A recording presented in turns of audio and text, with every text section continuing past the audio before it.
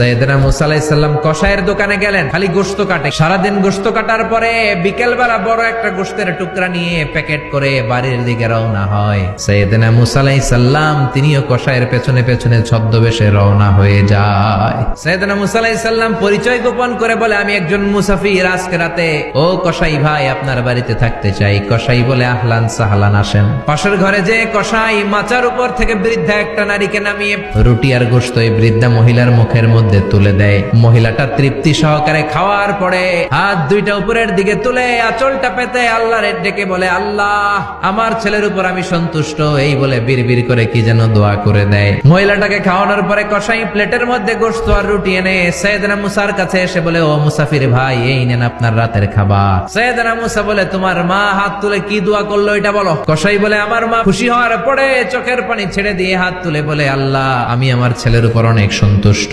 শুনেছি এই জামানার বনি ইসরায়েলের সবচেয়ে বড় পয়গম্বর, তার নাম নাকি মুসা কালিমুল্লাহ। আমি তোমার কাছে দোয়া করে গেলাম, আমার ছেলেরে তুমি ওই মুসা নবীর সাথে জান্নাতে ঢুকাইয়া দিবা।